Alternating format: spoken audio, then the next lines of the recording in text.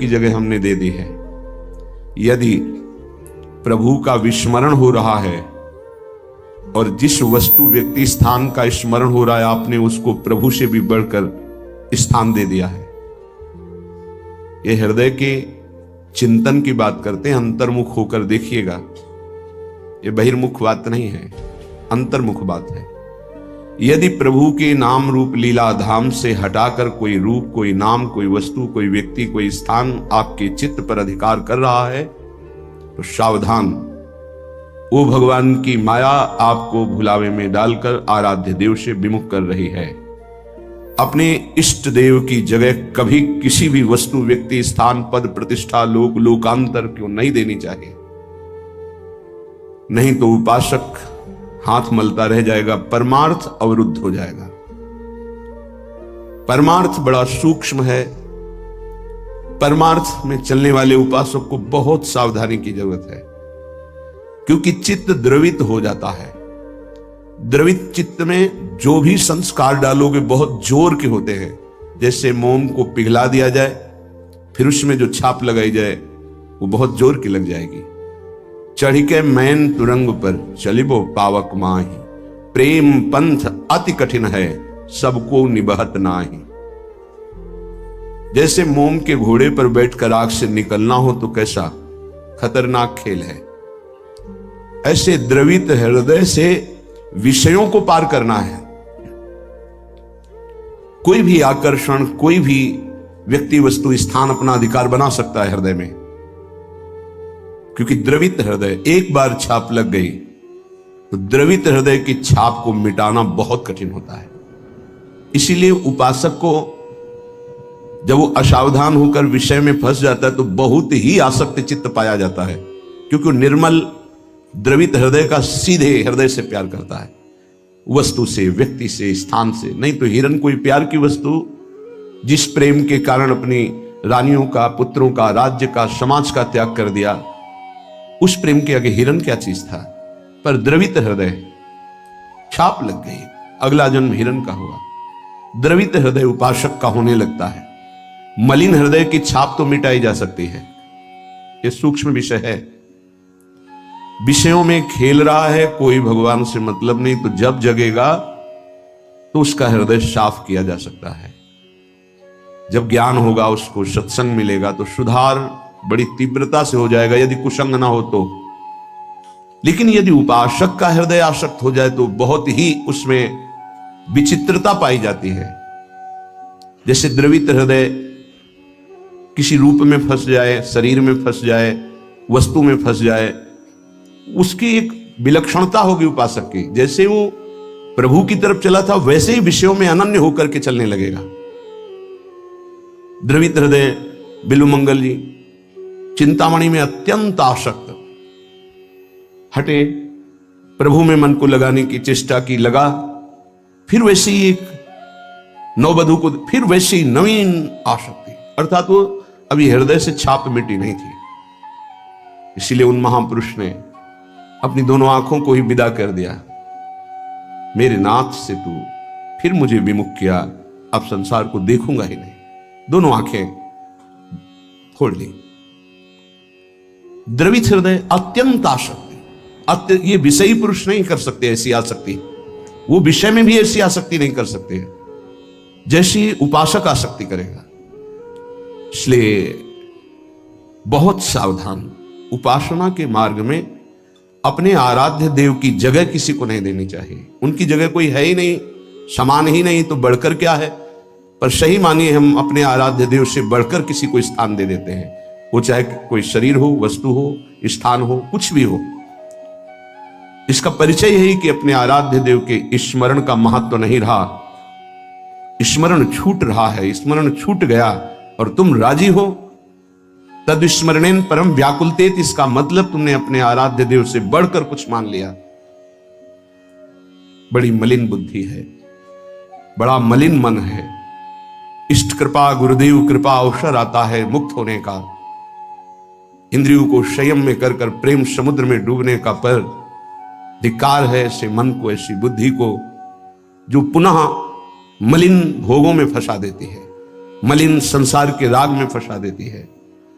विचार करो, कोई भी उपासक जब ग्रह त्याग करता है वास्तविक भगवत लक्ष्य करके, तो कितनी सामर्थ्य उसके हृदय में भगवान देते हैं कि माता के चरणों का राग, पिता के दुलार का राग, परिवार के राग को स्वाहा करके, शरीर के राग को पता नहीं भोजन मिलेगा कि नहीं, व्यवस्था होगी कि नहीं, कोई पीटेगा अपमान करेगा तो सह लेंगे, हर कष्ट सह लेंगे, पर प्रभु को प्राप्त करेंगे। हृदय का लक्ष्य ये होता है हर उपासक के, जो ग्रह त्यागी होता है, जो वैराग्यवान होता है, जो भगवत मार्ग का निश्चय करने वाला होता है, इतना सुंदर दृढ़ संकल्प करने वाला, फिर किस वस्तु व्यक्ति स्थान का महत्व रखता है? किसी का नहीं। तो फिर क्यों आसक्त हो जाता है? बड़ी लंबी लंबी यात्रा करके भगवत मार्ग की, फिर किसी क्षुद्र विषय में विश्राम मानने लगता है, मनोरंजन करने लगता है। जहां दिन प्रतिदिन वैराग्य बढ़कर के उपरति की स्थिति में आना चाहिए, वहां वैराग्य घटकर राग की स्थिति में आ गया। किसी वस्तु व्यक्ति स्थान की प्रियता ने अधिकार कर लिया हृदय में, ये भारी विडंबना, माया का प्रबल आकर्षण। बड़े कृपा पात्र हैं, उनके चरणों की वंदना करता हूं, जो उपासक अपने आराध्य देव की जगह किसी को नहीं देते, अपने आराध्य देव के समान किसी को नहीं समझते, अपने आराध्य देव के लिए सर्वस्व त्रिभुवन के पद भोगों का त्याग कर देते हैं। सतरति सतरति सालोकान तारयति, वो तर जाते हैं, वो लोगों को तार देते हैं। ऐसे महापुरुष बिरले होते हैं। भगवत कृपा से जो मार्ग मिला है वो वही मार्ग है। मम भक्ति युक्तो भुवनम पुनात, मेरी भक्ति से युक्त हृदय वाला संपूर्ण लोगों को पावन करने की सामर्थ्य रखता है। चूक अपने लोगों से अब ये नहीं होनी चाहिए कि आराध्य देव की जगह किसी को दे दे। इसे बैठा लीजिए हृदय में। हृदय इतना ताला लगा के रखिए सुरक्षित कि हृदय में आराध्य देव की जगह कोई ले ना पावे। विश्वास कीजिए, बहुत प्रचंड भगवान की माया है, उन्हीं की है, इसलिए वो इतनी समर्थ है कि उनके स्थान में किसी को भी बैठा सकती है। बहुत से नीच नीच वृत्ति को, बहुत से नीच नीच वृत्ति को, विश्वास कीजिए इस बात पर। अगर भगवान का आश्रय है तो साधु समागम मिलेगा और आपकी चूक का तत्काल सुधार होगा, तत्काल सुधार होगा। पर यदि अहंकार युक्त साधन रहा है तो लंबे समय तक तुम्हें जलना पड़ेगा। जब तक अहंकार गलित होकर आर्त भाव से पुकारोगे नहीं कि नाथ मुझे बचा लो, तब तक ये माया पछाड़ती रहेगी। ये हम पढ़ी लिखी बात नहीं कह रहे, ये संतों के हृदय की बात कह रहे हैं, ये साधकों के हृदय की बात कह रहे हैं, जो हृदय में चिंतन हुआ उसकी बात कर रहे हैं। अगर हृदय को तन्मय किया जाए तो पूरे विश्व ब्रह्मांड में जितने हृदय, सब हृदय की बात हृदय में आ जाएगी। जैसे ध्रुव जी ने अपनी प्राणवायु बंद की तदात्म भाव से, तो संपूर्ण विश्व की चराचर जीवों की वायु अवरुद्ध हो गई, क्योंकि परमात्मा हृदय में विराजमान है। जो उसको जागृत कर लेता है तदात्म भाव से, जो पूरे विश्व को अनुभव करा सकता है। इसलिए मम भक्ति युक्तो भुवनम पुनातु। उपासक आश्रय से भगवत प्राप्ति होती है। इतना दृढ़ आश्रय, अन्य अवलंबन न हो, अन्य आश्रय न हो। जब तक शरीर का आश्रय रहता है तो देहाभिमान स्फुरित होता है, देहाभिमानी सोचता है कि अगर हम भगवान का आश्रय लिए तो हमारा साधन छूट जाएगा, क्योंकि साधन से देहाभिमान की पुष्टता होती है। मैं करता हूं, अहंकार विमूढ़ात्मा करता हमिति मन्यते। और जब हम आश्रय पर चित्तवृत्ति देते हैं, निरंतर उनका चिंतन, निरंतर सेवन, निरंतर गायन, निरंतर आश्रय, तो अभिमान गलित होता है। यह आंतरिक युक्ति है। अभिमान न रहे तो किसी विकार की ताकत नहीं कि हृदय में प्रवेश कर जाए।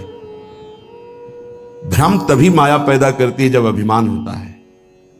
गरुण महाज्ञानी गुण राशि, महान ज्ञानी भगवान के वाहन, जिनके पंखों से सामवेद की ध्वनि निरंतर होती रहती है, उनको भ्रम हो जाना बड़े आश्चर्य की बात है। भगवान के नित्य सेवक, नित्य दास जब हरि विराजमान होते हैं, उनके पंखों से साम वेद की स्तुति होती रहती है। परम पवित्र, उनके हृदय में भ्रम हो जाना, ये श्री भगवान है जिनको एक निशाचर नागपाश में बांध देता और मैं मुक्त करता हूं, उस समस्त जगत को मुक्त करने वाले प्रभु है? नहीं, कैसे प्रभु हो सकते हैं? इनकी तो दशा में देख रहा हूं, नागपाश में कैसे पीड़ित हो रहे हैं। भ्रम हो गया। क्यों भ्रम हुआ? परम ज्ञानी भगवान शंकर उमा जी से कहते हैं, कीन होश कबहूं अभिमाना, सुख होवन चाह कृपा निधाना। मैंने भगवान की कृपा से जान लिया कि गरुड़ जैसे महापुरुष को जो भ्रम हो गया, व्याकुलता हो रही है, इनका चिंतन बदल गया, इसका मतलब इन्होंने कहीं अभिमान किया, उसी को खोना चाहते हैं प्रभु, इसलिए इनको भ्रम हो गया। नहीं तो ये तो महान परम बंदनी भगवान के पार्षद है, इनको भ्रम कैसे हो सकता है?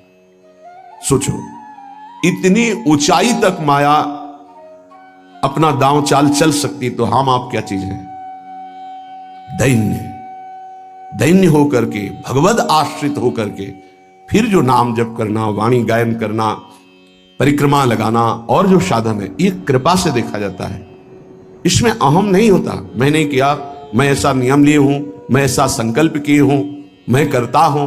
नहीं, मेरे स्वामी, मेरे आराध्य देव मुझसे नाम जपवा रहे हैं, परिक्रमा लगवा रहे हैं, धाम वास करवा रहे हैं, किंचन मात्र अहम नहीं।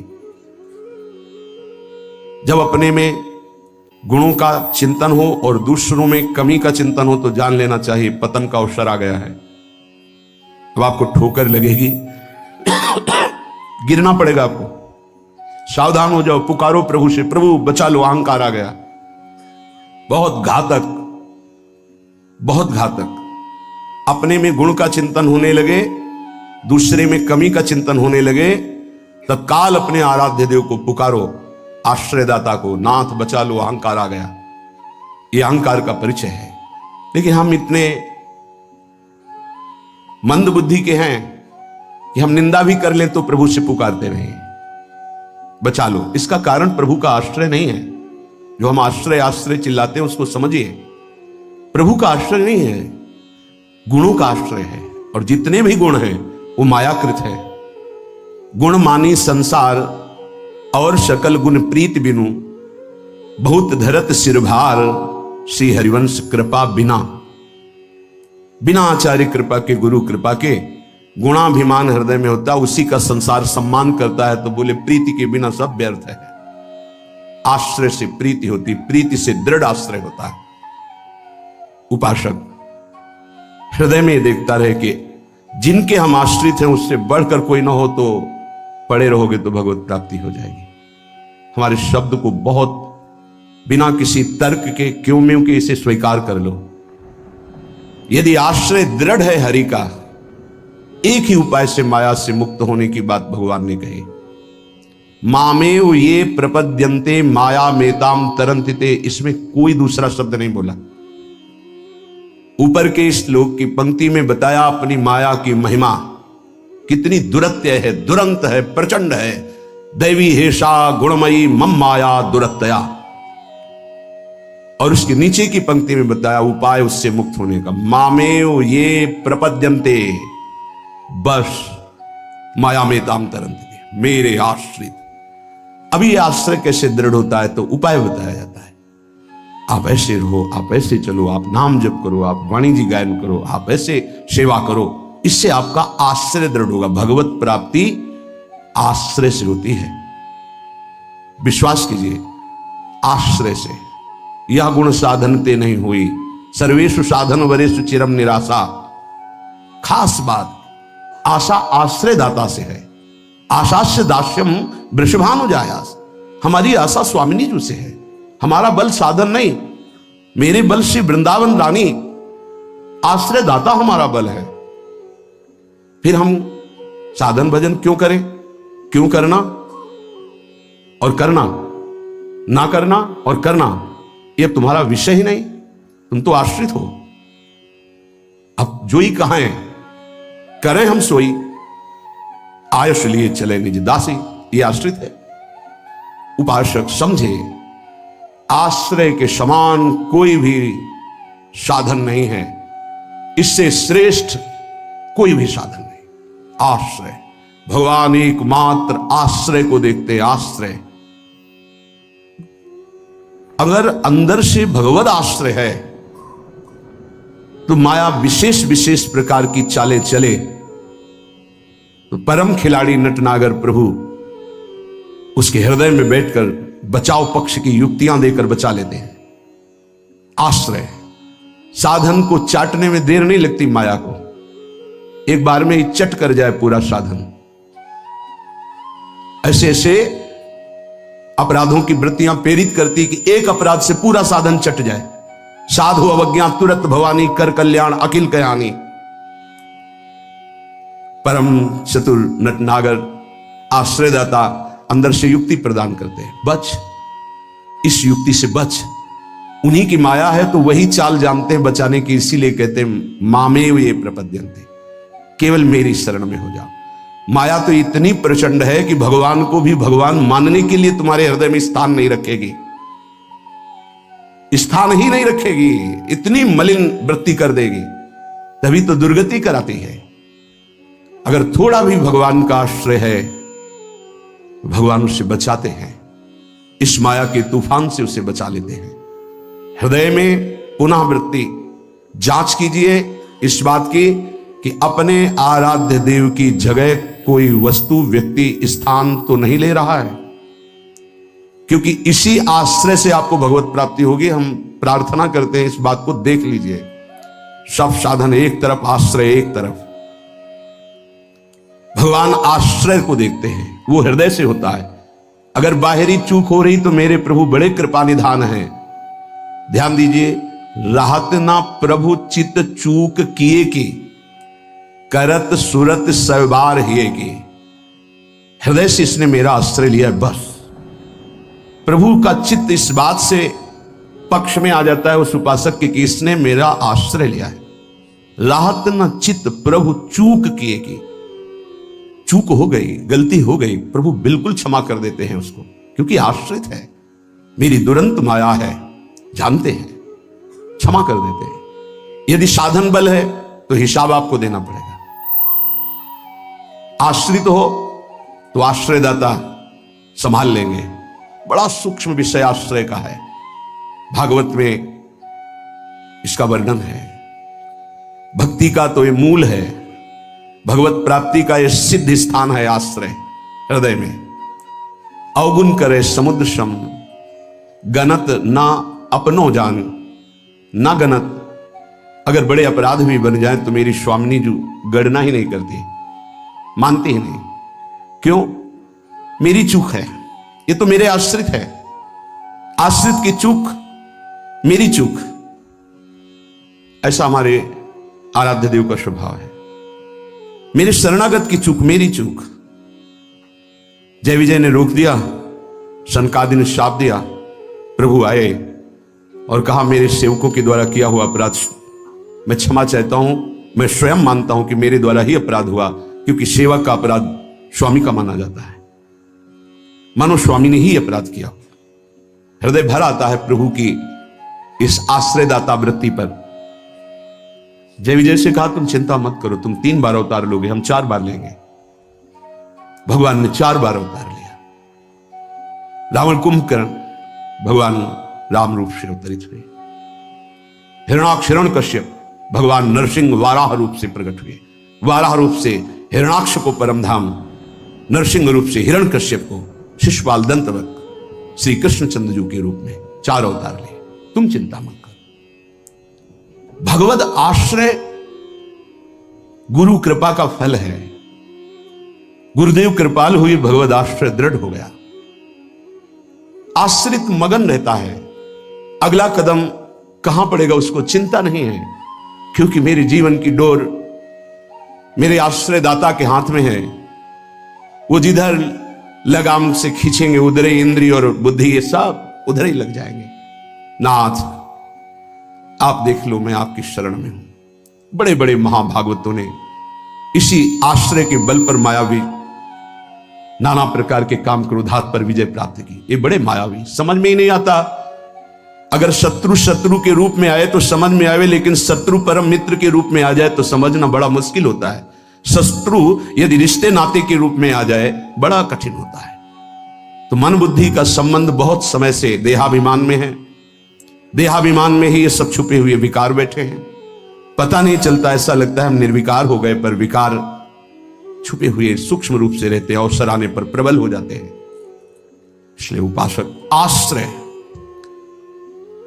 देवर्षि नारद को प्रचंड माया का भगवान से प्रेरित होकर आक्रमण करना, मोहित हो जाना, बिल्कुल तन्मय हो जाना, पूरा प्रसंग में ध्यान से सूक्ष्मता से देखिए। वो कह रहे इस समय कोई साधन भजन नहीं होगा, बस मुझे ब्याह करना है। लेकिन उस समय भी आश्रयदाता की स्मृति नहीं गई। ये आश्रय जोर का होता है। विचार किया कि मेरा हितैषी कौन, बोले हरि। ये महाभागवत की स्थिति को बार बार प्रणाम है कि ऐसी प्रचंड माया के बीच में भी आश्रय नहीं भूले और एकांत होकर पुकारा, प्रभु पधारिए, हरिए सामने। कहा नाथ हृदय से प्रार्थना करता हूं, जी ही विधि होए नाथ हित मोरा, करो सुबेगी दास में तोरा। बलिहारी है। ऐसी प्रचंड मलिन माया के आक्रमण में भी अपने स्वामी को नहीं भूले, आश्रय हृदय में बहुत जोर का। तो स्वामी ने कहा जे विधि हुई है परम हित। तुम हित की बात कहते हो? नारद, मैं अपने भक्त को कभी पतन के मार्ग में नहीं जाने देता, चाहे जितना उसका उपहास कराना पड़े, विरोध कराना पड़े, मैं ये सब सह लूंगा कि मेरे भक्त का उपहास हो रहा है, निंदा हो रही है, अपमान हो रहा है, पर मैं उसे पतन के गर्त में नहीं जाने देता। जाओ, जे विधि हुई है परम हित, नारद सुनो तुम्हारा परम हित जिसमें होगा वही मैं करूंगा। और वही किया प्रभु ने, परम हित कर दिया। इसलिए आश्रय, आश्रित को किसी भी तरह से कोई भी परास्त नहीं कर सकता। खास बात है, जहां किसी ने आश्रित को यह देखा कि इसमें तो ना तप है ना बल है, तो वो ये नहीं देख पाया कि आगे तो आश्रित दिखाई देता, लेकिन गोद में बैठा है आश्रयदाता की। 5 वर्ष के प्रहलाद जी का चमत्कार कोई साधन भजन नहीं था।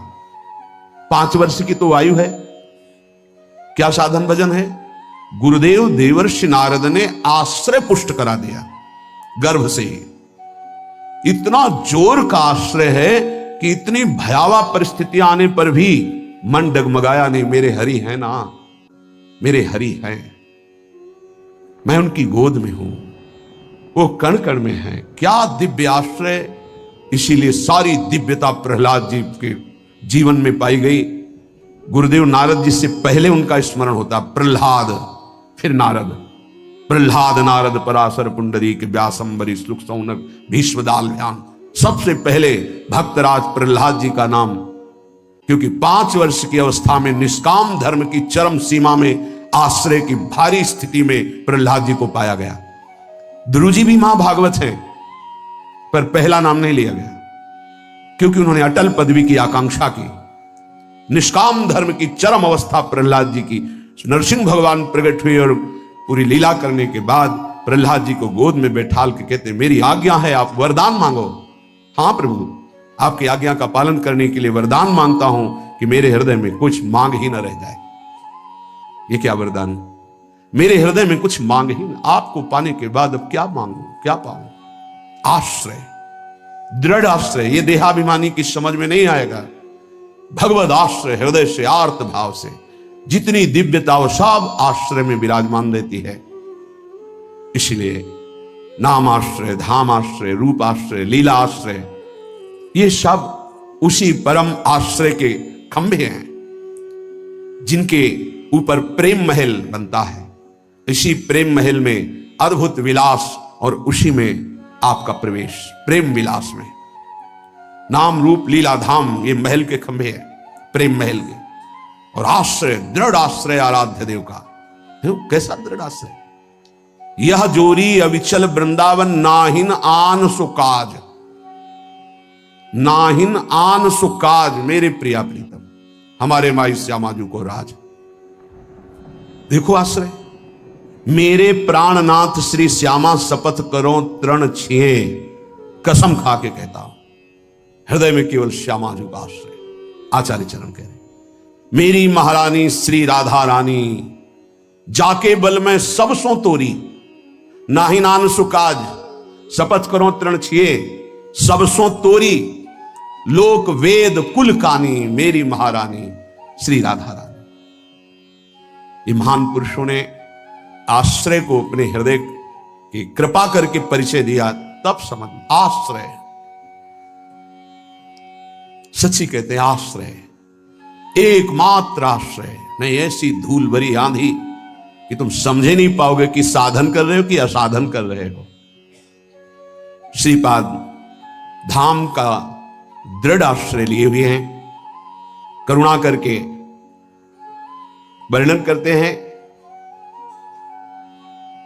कि मेता भाद्रिग्भाग्यम मम कलुषमूर्ते रपि भवे, निवासो देहांतावधि यदि श्री वृंदावन भुवि, तयो श्री दंपतयोर नव नव विलासैर विहरतो, पदज्योति पूरे रपितु मम संगोनुभविता।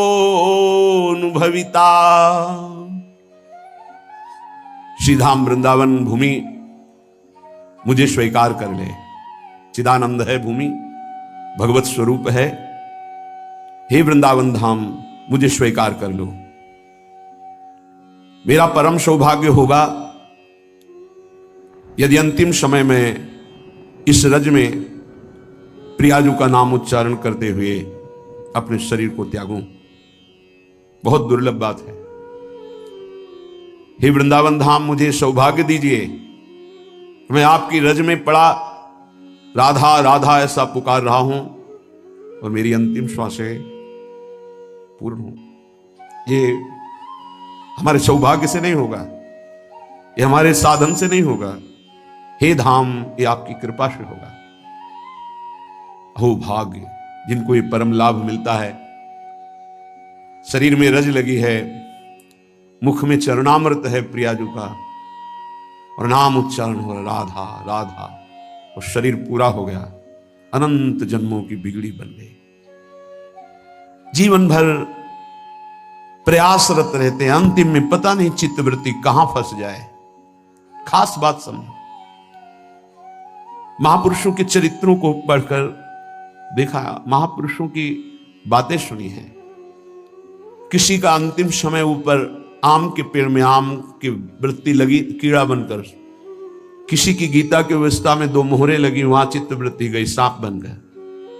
बड़ा अंतिम समय का फाइनल समय बहुत विचित्र होता। कल्याण तो होगा ही, पर वृत्ति के अनुसार उसका एक बार जन्म होगा।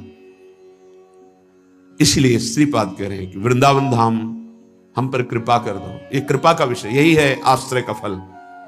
ये कृपा का विषय होता है। जब हमारा शरीर पूरा होने को हो, बड़ी घबराहट होती है, बड़ी व्याकुलता होती है इंद्रियों को, मन को, अंतःकरण में। उस समय यदि भगवत आश्रय नहीं है तो जहां कहीं थोड़ी भी प्रियता रही होगी उसकी याद आ जाएगी। बैंक बैलेंस की, पुत्र की, परिवार की, पत्नी की, किसी की भी उस समय स्मृति आएगी। या आपने प्रभु का आश्रय नहीं लिया, उत्तम भजन नहीं हुआ, तो आपने जो अशुभ किए हैं वो आपके सामने सीन पैदा कर देंगे। उसी को आप देखते हुए शरीर छोड़ेंगे, अगला जन्म उसी में पहुंच जाएगा। लेकिन धाम की कृपा एक अमोघ है। ये हित धाम में वृंदा देवी की कृपा से कहा भी था और वहीं अनुभव भी हुआ था कि जिस समय जीव यहां शरीर छोड़ता है तो वृंदा देवी की प्रेरणा से सखियां अंतिम समय यहां शरीर छोड़ने वाले के राधा राधा ऐसा श्रवण कराती है, ऐसा स्फुरण करा देती है, और उसको धाम की कृपा से प्रिया प्रीतम की प्राप्ति होती है।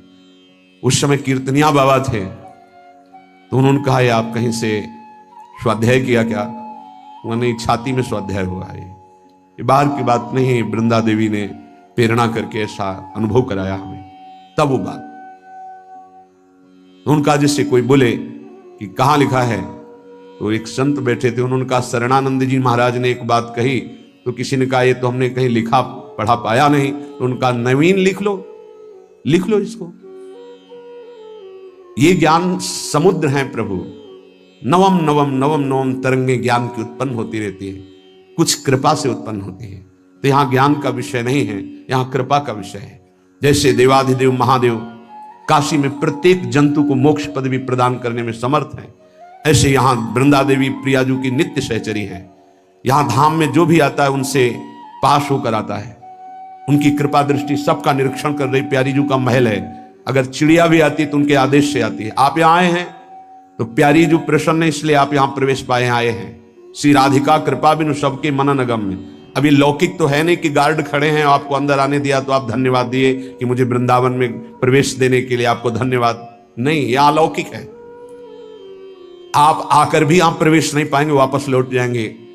यदि महारानी जी की कृपा ना हो तो आप सोच नहीं सकते वृंदावन आने की बात, फिर यहां रहना और यहां अंतिम लीला हो जाना, ये तो बहुत मंगलमयी। श्रीपाद कह रहे हैं वैसे तो मैं कलुषित मूर्ति हूं। ये महापुरुषों को पता नहीं हृदय कैसा होता है। हम अपने को संत मानते हैं, अपने को भक्त मानते हैं, और ये जो महान स्थिति को प्राप्त है वो कह रहे मैं कलुषित मूर्ति हूं, मैं आधा हूं, मैं मलिन हृदय वाला हूं।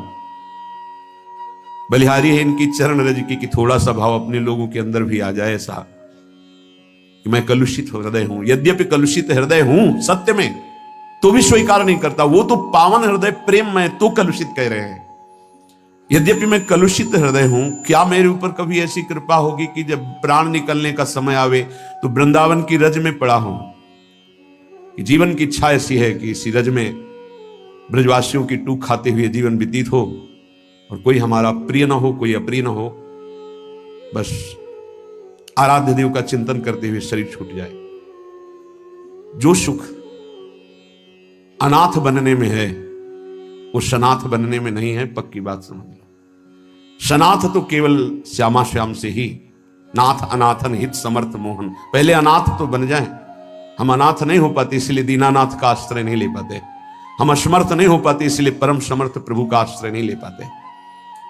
मैं कलुषित हृदय हूं, क्या मुझे सौभाग्य मिलेगा? तो इससे आपको क्या मिल जाएगा? यदि आप राधा राधा कहते यहां शरीर छोड़ेंगे तो आपको क्या मिलेगा? निवासो देहांतावद यदि श्री वृंदावन भूई। यदि आपने यहां शरीर पूरा किया तो आपको मिलेगा क्या? इसका क्या फल होता है? बोले तयो श्री दंपतयोर नव नव विलासैर विहरतो। आहा, मिलता यह है कि शरीर पूरा होने के बाद वो अपने स्वरूप को प्राप्त करके प्रियालाल की नवीन नवीन लीलाओं में प्रवेश पा जाता है। सहचरी बपू से श्री जी के समीप। सोचो, थोड़ी देर विचार करो। आप एक नाटक में जब नायक और नायिका और उनके मिलन और उनके बिछड़न को देखकर भाव में हो जाते हैं, 3 घंटे बड़ी तन्मयता से देखते हैं, जबकि झूठा सांसारिक बिल्कुल मलिन मायाकृत, तो जो हमारे हृदयेश्वर हैं, जिनके हम अंश हैं, जब अपने प्रभु के समीप नित्य निरंतर वास और नवीन नवीन लीलाएं शोभा, महाप्रेम, चिदानंद का तो परिचय नहीं है। देह भाव में रहने वाले चिदानंद का परिचय क्या जाने। हमारे प्रिया प्रीतम नवनिवृत्त निकुंज उनका अद्भुत विलालो, मेरे प्रिया प्रीतम। ऐसा किसी के भाव नहीं होता कि सबके प्रिया प्रीतम, ये उनका होता है जिनको अपनापन नहीं हुआ है।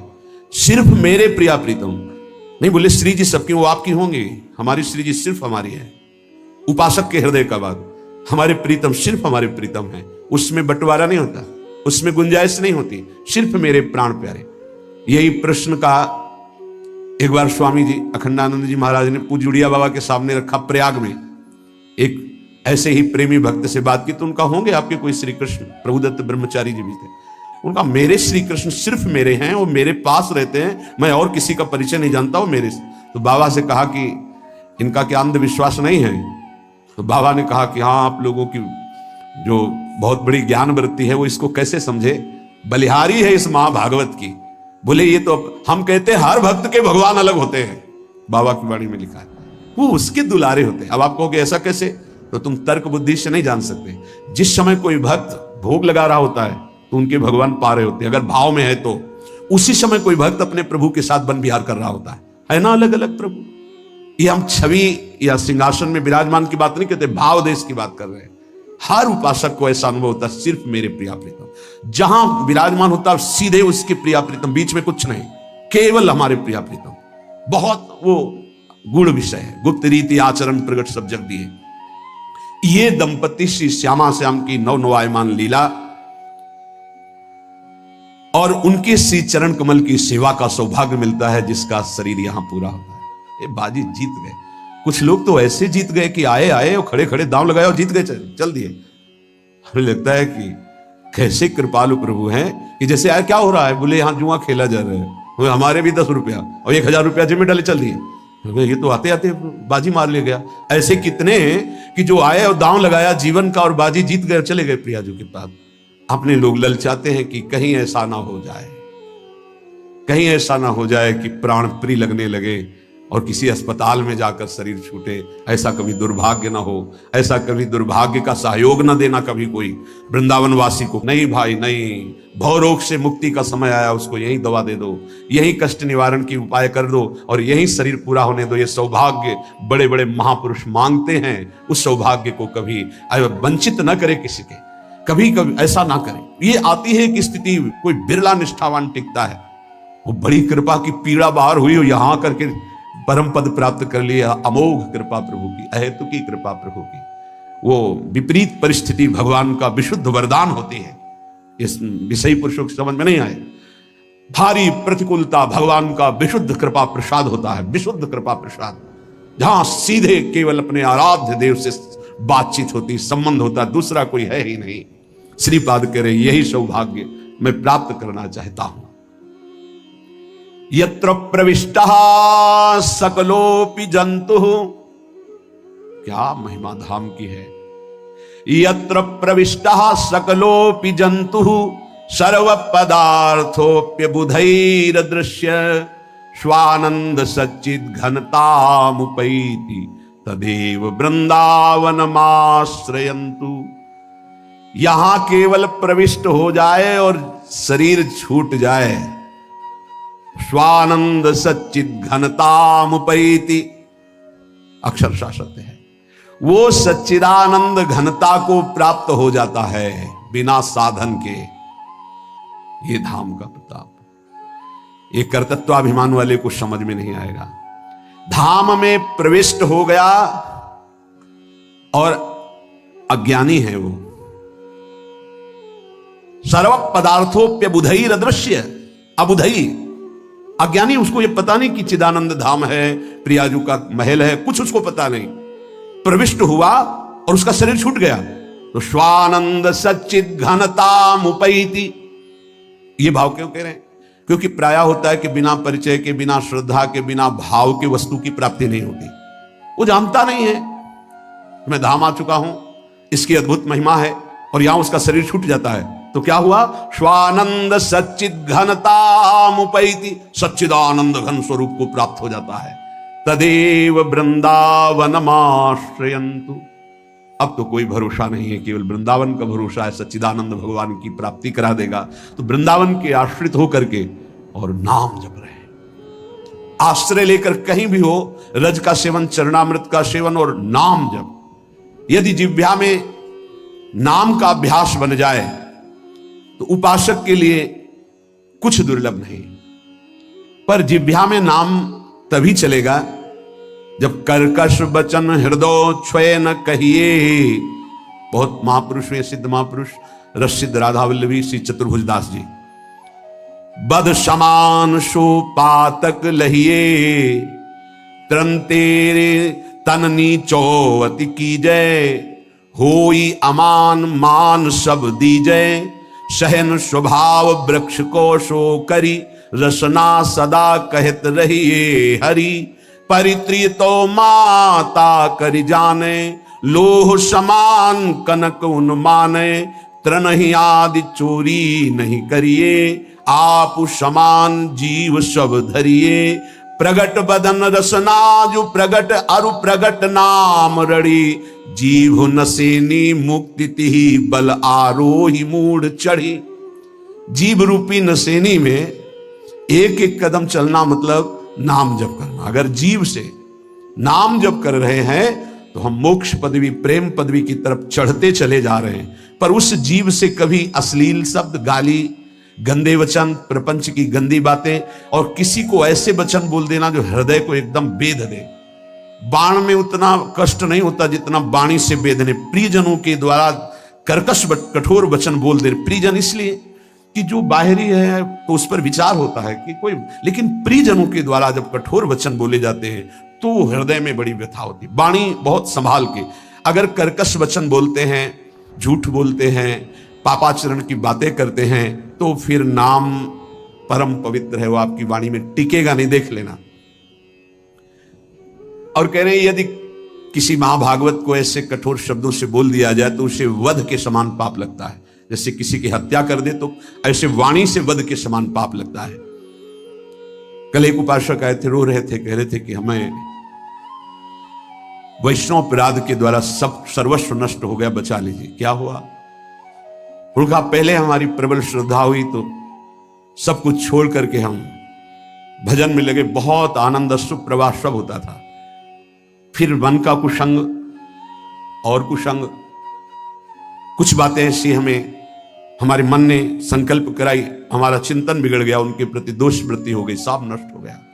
मैं पागल की तरह घूम रहा हूं, ना नाम चल रहा है, ना भजन चल रहा, चिल्ला चिल्ला कर रोने लगे। बद समान सो पातक लहिए।